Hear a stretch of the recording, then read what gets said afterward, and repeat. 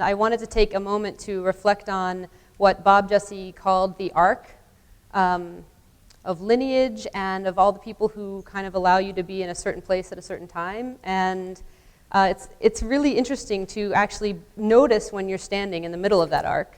And I can kind of see all of the past and all of the future branching out from here. And it's amazing to have all of you here and amazing to be working with the people that I am at Hopkins.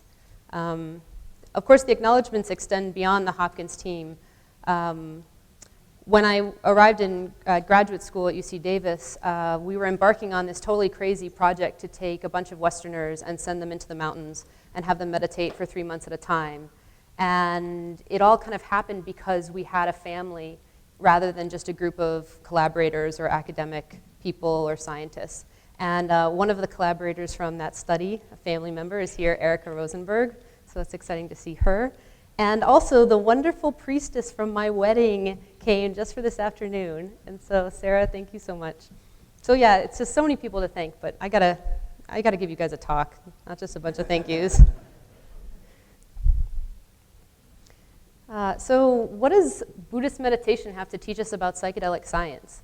I'm sure most of you know about Buddhism, at least a little bit. There's the kind of historical Buddha, Siddhartha Gautama. There is the myth, kind of the legend of who he was, and then there's the real kind of cosmic Buddha.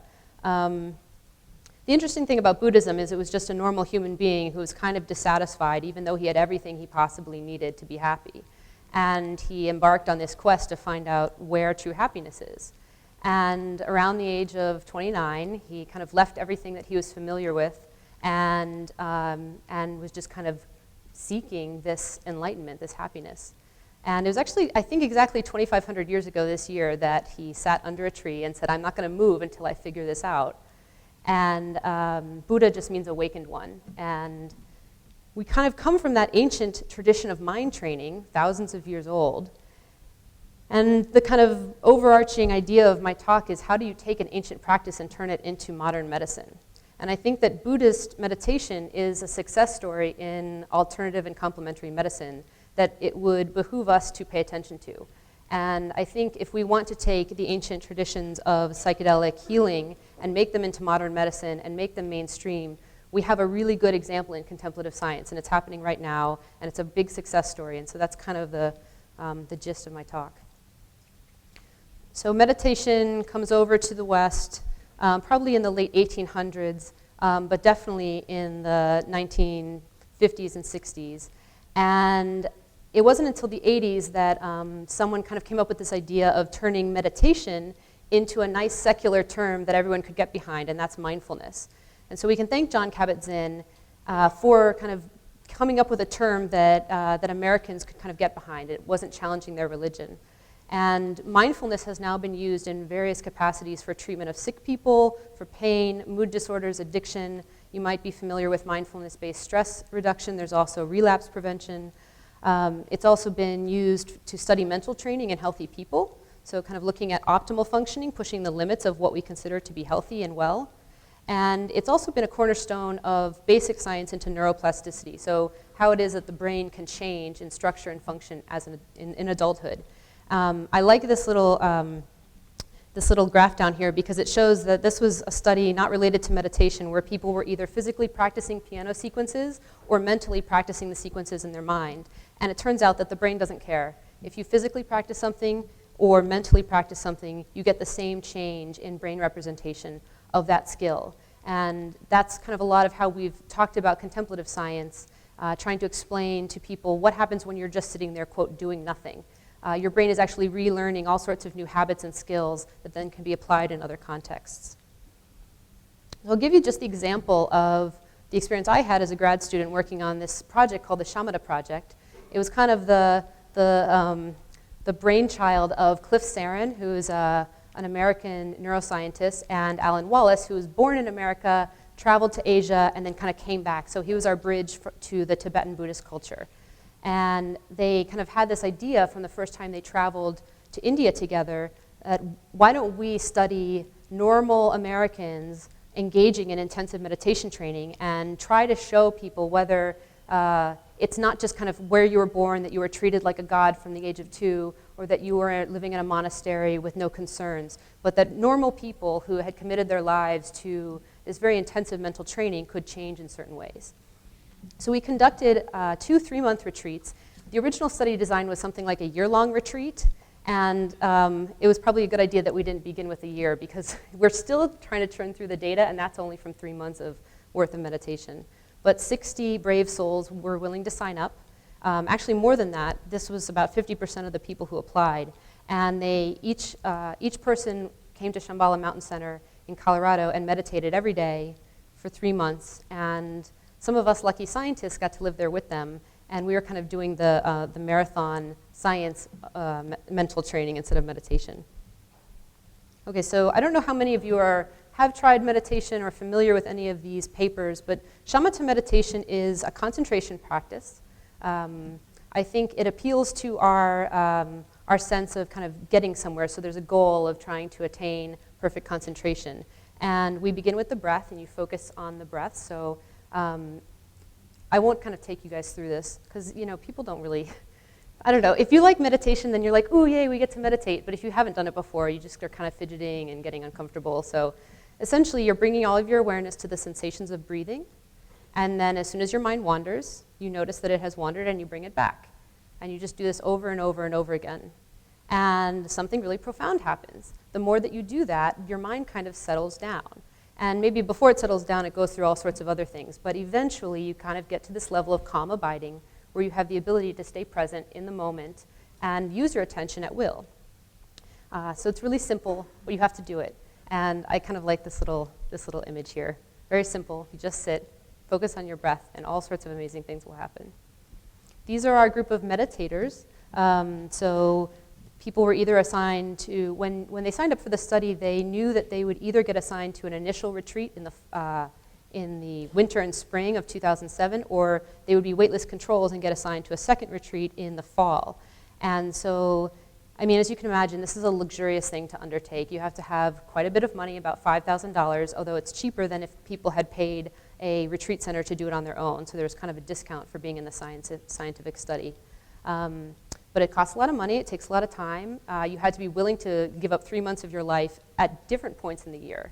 And still, we managed to get a pretty, not diverse group, but it's a range of ages, a range of backgrounds, all the way from 22-year-olds who are straight out of college or in the middle of graduate school and taking a break, all the way up to some people who'd been meditating their whole lives and wanted to just kind of engage in another intensive retreat. This is the lodge where all the meditators lived and where the scientists lived in the first retreat. I don't know how many of you have been to Shambhala Mountain Center. It's outside of Fort Collins in Red Feather Lakes. It's really, really beautiful. This is the stupa on the property. Most of the meditation occurred in the lodge that they were staying in, and they could kind of go around the property. It was a pretty loose structure. It wasn't like a Vipassana retreat where everyone's kind of doing the same thing every day. There was kind of a flexibility, and that was the teacher Alan Wallace's kind of style. We built labs there so that we could conduct behavioral and neuroscience testing on site, so that people didn't have to be disrupted in the middle of their retreat. So yeah, these are our kind of portable laboratories. And I know that looks kind of like a dungeon, but it was our attempt to create a soundproof and controlled lighting environment so that we could basically mimic the really expensive and permanent neuroscience and psychology laboratories that exist at universities. You might also notice there's a camera that's kind of pointing straight at the person as they sit in front of the computer, but that was actually covered up during the testing so that we could unobtrusively measure people's emotional responses to certain stimuli. And the woman I mentioned earlier, Erica Rosenberg, has created this work of art, which is a 4,000-word beautiful paper that I can't say much about it because it's under review right now, but it's so exciting that soon the world is going to see all of this amazing kind of what happens after 3 months of basically just paying attention to your breath and sitting, to the ability to be with depictions of graphic human suffering in terms of facial expressions of emotion and self-report. we eventually actually debriefed people, so we had to measure it and not tell them that we were measuring their facial expressions, and then people could opt into the data at the end of the study once they were debriefed. And that's us collecting data, so that's kind of where we sat for many hours every day for 3 months. And we collected also brain measures of electrical activity at the scalp, so EEG. We collected physiology measures, so that's one of our volunteers. That's Stephen Eichley, he's one of the research scientists on the study. We collected blood and saliva, all sorts of different biomarkers. The approach here was we may never get to do something like this ever again, so we're going to collect as much data as possible. And that was both a blessing and a curse, because now we have more data than we know what to do with. So I'll just take you through one example of a kind of nice demonstration of how meditation improves your ability to control your mind and your behaviors. We developed this really boring and also frustrating task that involves looking at single lines appearing at the center of the screen, flashing on and off. And most of the lines are long, and you respond when you see a long line, and then sometimes the line is short and you withhold. And it's very frustrating to do because you kind of get in this mode of continually responding and then you can't withhold. And people do really badly at this kind of task, especially when it's about half an hour long. And what we found is that after about a month and a half of training, people were able to improve their performance in inhibiting their responses. And it actually translated into how they self-reported that they felt at the end of 3 months of retreat. And so we kind of used these fancy statistical models to show that the better you did at that computer task, which seems really silly, predicted how good you felt in all these different domains in terms of well-being, mindfulness, empathy, different personality measures, how you feel in terms of interpersonal relationships, anxiety, and being able to regulate your emotions. And I think this kind of demonstrates that it's nice to combine very mechanistic tasks with something that's real world. And I'll kind of come back to that later with respect to psychedelic science. Okay, so the bottom line is meditation is really good for you. I think everyone should do it. I think it's kind of funny. I just want to take a step back that, you know, with the Hopkins team, we didn't plan this, but we're really kind of like taking you guys to church this afternoon. It's like, we're like beginning with Bob and religion and kind of reframing religion, and Brian and Mary sharing so deeply about our experiences with volunteers, and now I'm trying to tell everyone to practice meditation, but that's just our style, I guess. So we found improvements in perception, concentration, biomarkers of stress and aging, changes in brain structure and function, and there are tons of other studies that have looked at changes in the amount of gray and white matter in people's brains as they go through training, and also brain function. There's just, I mean, it's an exponential growth in papers on meditation training, both in adepts and in beginners, people who are healthy and who are sick. Okay, so to sum up kind of what contemplative science is now, there are longitudinal studies of healthy people who are beginning a meditation practice, and long-term meditators. And that has allowed us to kind of foray into a much larger field, which is interested in neuroplasticity. Basically, how the brain can change once you're through major development and into adulthood. We have mindfulness-based therapies for depression, addiction, pain, chronic conditions that involve kind of autoimmune disorders. More recently, there's this kind of movement toward resilience training. So I included public schools along with prison and military because I think sometimes we forget that public school is really, really, really challenging and suffering for a lot of people. And you know, we see this. We're in Baltimore, and we see it every day. That while we are having people have mystical experiences on a couch, there are people who are in acute suffering right next door. And I think that what contemplative science has offered is that a practice that's really simple, it's free. Once you learn it, you have it, that can be used in all sorts of different contexts. It doesn't matter who you are. It's also, I think, giving us a tool into actually training meditation practitioners to be scientific tools, so they can report to us about phenomena that normal people may not have access to. And I think that there's a kind of correlate there with psychedelic or psychonauts. So people who actually practice journeying may be better at telling us things about the mind than people who don't. And so we can kind of keep that in mind going forward for basic science in psychedelics. And finally, and you'll hear this if you're going to the dinner tonight, I hope you'll hear kind of more about this idea of wisdom and compassion and altruism that is coming out of the basic and clinical science in the realm of meditation. Okay, so what does all this have to do with psychedelic science? I'm just giving you an example of one of the findings from our studies. It's the one I can take credit for because I was there when it happened, and so anything that's good or bad about this finding, it's kind of all on me, so that's why I use it. But this is an example of what happens when you do a longitudinal study of healthy people. You can look at how changes in their functioning over the long term are affected by a particular experience on a psychedelic, in this case psilocybin. And kind of extending that forward, you could imagine all sorts of really interesting research with creativity. Openness is related to inspiration, number of inventions and patents that people have. There was an Australian study that showed that one standard deviation increase in openness over time was equivalent to a $60,000 increase in annual income in terms of general happiness. You can imagine all sorts of interesting applications for psychedelic-based therapy, which we've heard a lot about this weekend, for treatment-resistant major depression, and we have a couple groups in the world now, in the UK and other places, about to embark in this direction, looking at brain mechanisms, neurochemistry, changes in the brain in terms of kind of stimulating neuroplasticity. And that all sounds very exciting. However, this is where I'm going to kind of say my piece about how psychedelic science should kind of watch out. I actually don't think that there's any amount of data or enthusiasm that is going to be enough unless we reach out to the people who don't think that psychedelic science is such a great idea. And not just psychedelic science, but psychedelic healing. And so I would kind of remind people that, now meditation is mainstream. That's a picture of a congressman from Ohio who's big into meditation and mindfulness all of a sudden. He was basically at his wit's end, and he went on a Jon Kabat-Zinn mindfulness-based stress reduction retreat, and it changed his life. And so he wrote this book, Mindful Nation, and he passed it out to Congress. And I mean, this is so mainstream, it's almost hard to imagine where meditation came from.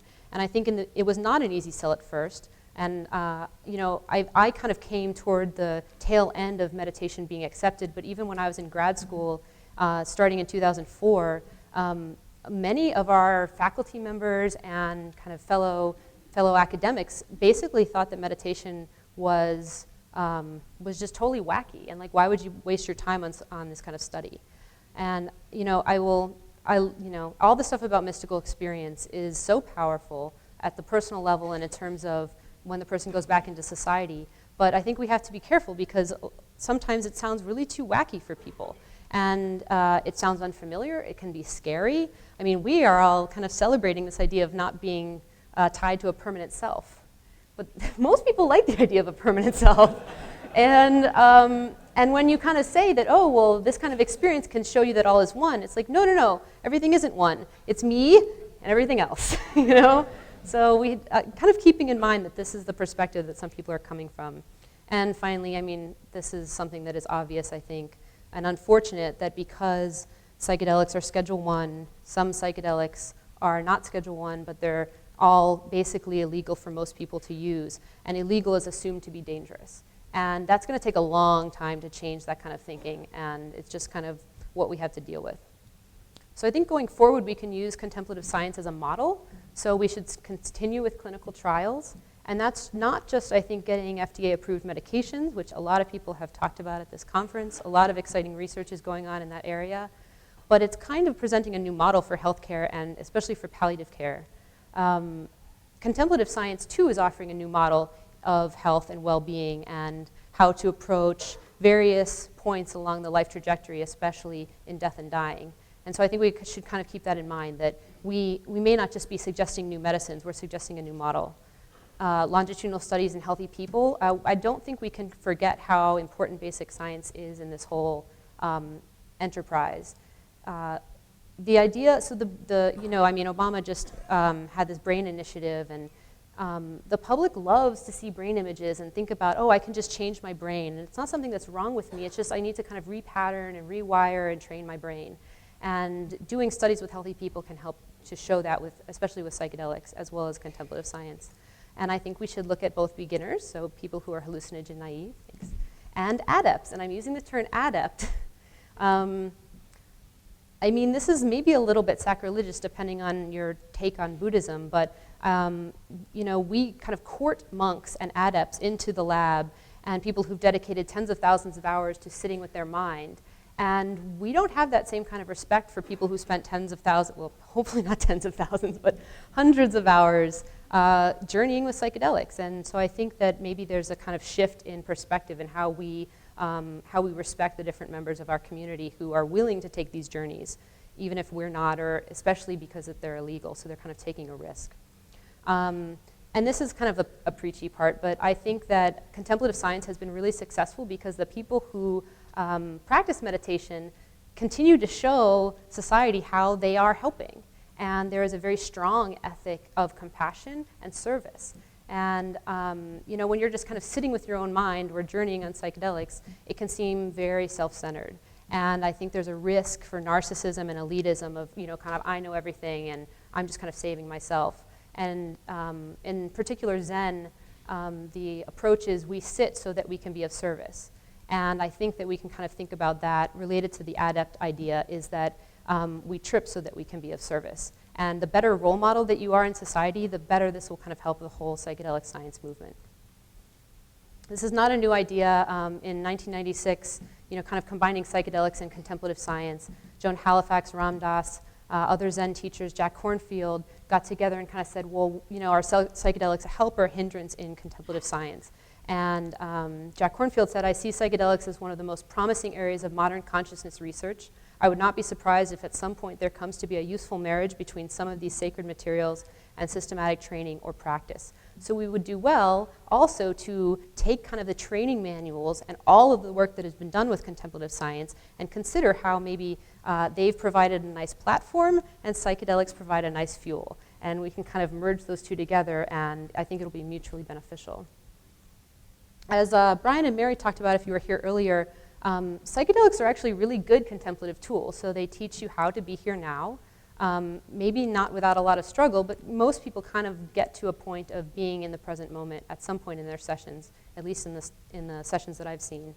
And it's basically an awareness and acceptance of the moment-to-moment experience. In different forms of Buddhism, they talk about specific experiences that are enlightening in and of themselves. And if you kind of look at the list here I have from Theravadan Buddhism, we're all familiar with mindfulness and concentration, but then there are kind of all these other ecstatic states that are actually considered prerequisites for enlightenment. And if we can give people an access to that state, then we can actually study whether that helps people along the contemplative path.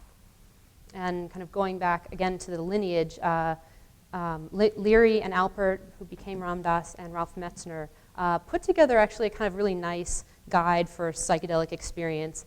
It's not a perfect translation at all of the Tibetan Book of Living and Dying, but it kind of talks about the connections between psychedelics and contemplative practice.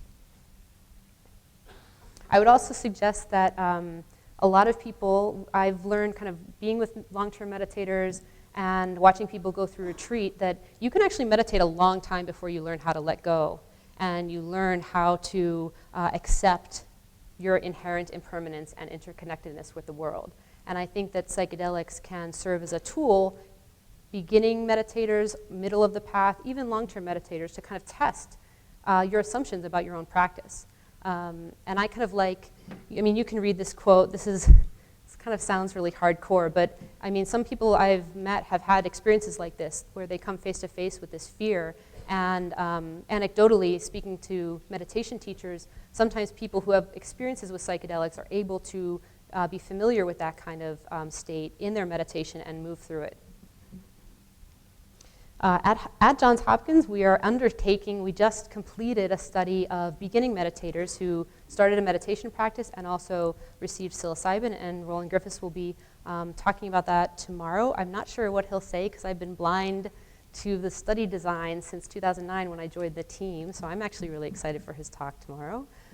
We're about to embark on a new research study with psilocybin in long-term meditators, and we have tentatively a session planned for as soon as we get back.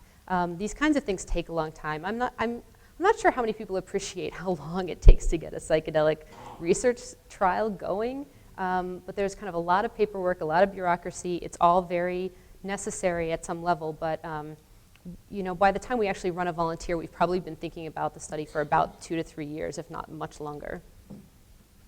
And Robin Carhart Harris Are you speaking tomorrow, Robin? Yeah, so Robin will be talking about this tomorrow, but there's some really intriguing new findings from last year that seem to actually be continued to replicate, which is that with IV psilocybin, there are decreases in default mode networks that are kind of important for maintaining a sense of self in space and time.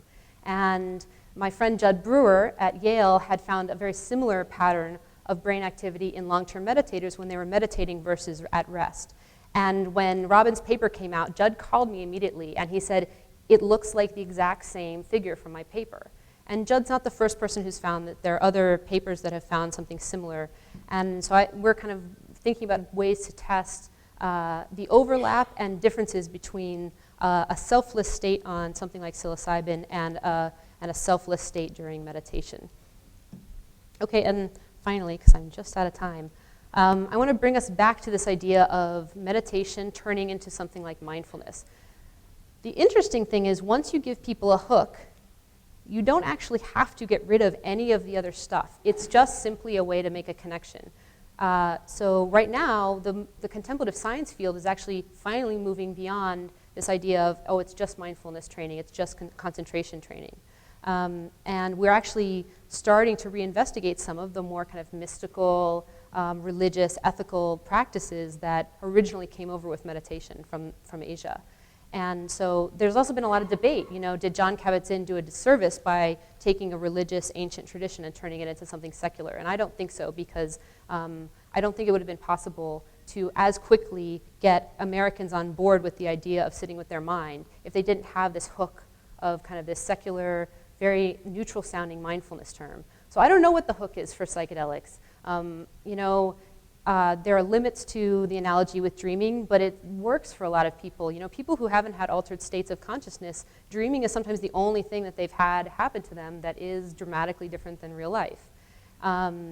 There's a kind of a hook with kind of, you know, a creativity enhancement technique or imagination. I mean, Disney World is one of the most successful classic American enterprises, and it's because Americans love imagination and kind of and creativity and entertainment, and so that might be a hook.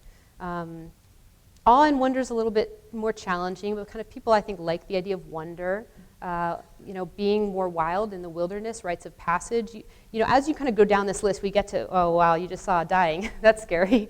That's not going to be the hook, but it might be. So we're going to have a lot of people in our country, I mean, currently and also very soon, who are in states of not quite out of this life, but not quite in it. So in very serious pain, disability, sitting by themselves in hospitals, and going through the dying process, and we don't have a way to deal with that in this country. And I think that psychedelics may actually be coming around at just the right time to help our country finally come to terms with these transformations, not just at the beginning of life or in the middle of life, but at the end of life. And I had the honor to sit with Joan Halifax at her retreat center in December. And I was just so amazed by how there are actually allies for our movement in psychedelic science in other fields, in palliative care, in midwifery, in so many other areas that it hasn't even occurred to them. I mean, it occurred to Joan Halifax a while ago. She's no longer a proponent, I think, directly of psychedelic science. She's kind of a supporter on the sidelines, because she's a Zen priest now, so she's got kind of a long tradition to uphold. But there are kind of these allies in all these different areas that we can reach out to. And it's not, I think we need to remind ourselves that we are not just teaching people the new model. There are also models out there that we can use in psychedelic science to help kind of people get more familiar with everything that we're doing, and so that they can kind of appreciate some of the enthusiasm and maybe say, well, you know what, I don't want to do this, but a family member of mine is really sick and they deserve to die with dignity and with peace. And so I will leave you with that. Thank you so much. We have so much ahead of us, and there's a lot of momentum, so thank you.